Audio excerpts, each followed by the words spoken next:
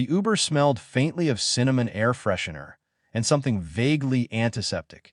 I sat in the back seat, staring out at blurred city lights, feeling the quiet hum of the engine more than the car itself. My cousin's shrug echoed in my mind, a small motion that carried the weight of the entire day.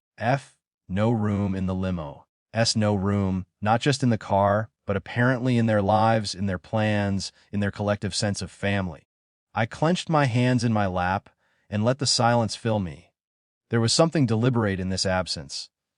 A kind of exclusion that didn't shout, it just existed, and patient and immutable.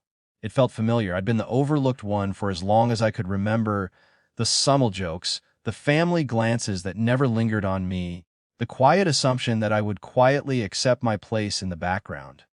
Memories drifted in fragments.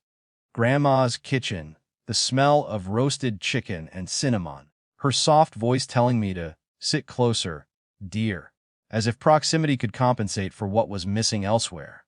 My cousins had always been louder, faster, more deserving of attention, or so it seemed to them. I had learned to watch, to wait, and to measure everything. The car slowed at a red light, and I realized I had been holding my breath. I let it out slowly, deliberately. I did not need to join them, not yet. They could have the front row. I would have my own seat, my own observation post. Power, I realized, was sometimes in the patience to watch and not react. At the funeral, the church smelled of lilies and candle wax. I slipped in quietly, took a seat at the back, and let the proceedings wash over me. My cousins were clustered near the front, whispering, adjusting their suits, checking their phones in a choreography of self-importance. Their laughter felt loud even in the solemnity, and I felt the old sting of being peripheral. But this time, I carried no desperation to prove anything, just quiet attention. The will reading was a slow ritual. The lawyer cleared his throat, shuffled papers, and began. Names were called.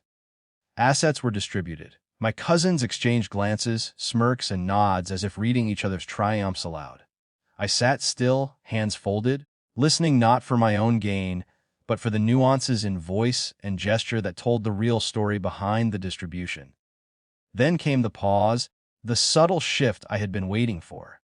The lawyer hesitated, looked up, and addressed me directly. Something small, most imperceptible, but undeniable, a recognition that my presence mattered, that the quiet one at the back had not gone unnoticed. For a moment, the room seemed to tilt ever so slightly.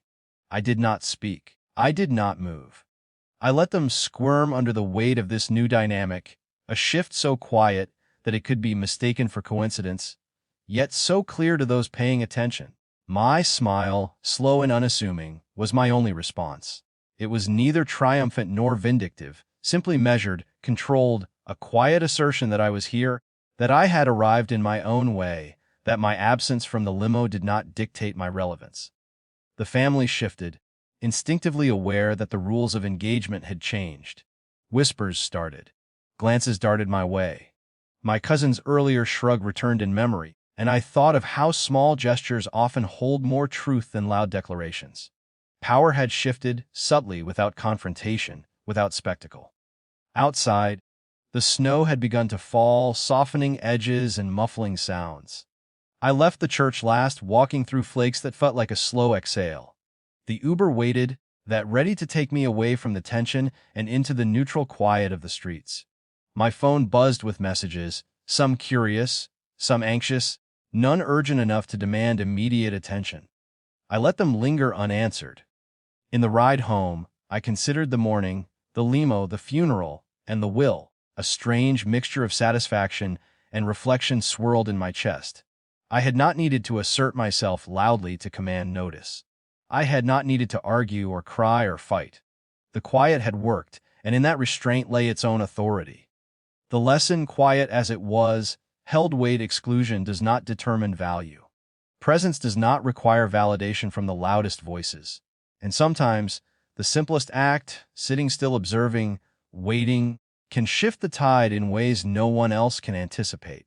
By the time the Uber pulled up to my apartment, the snow had settled into a soft white blanket over the city. I stepped out, and for the first time in a long while, I felt the subtle warmth of my own power, a quiet control that required no celebration, no acknowledgement beyond my own consciousness.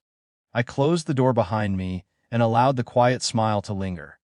They would remember, in small, uneasy ways. They would feel the shift, even if they could not name it. And I would continue to sit in my quiet authority, calm, reflective, and fully present. The day had begun with exclusion and ended with recognition, silent, understated, undeniably mine.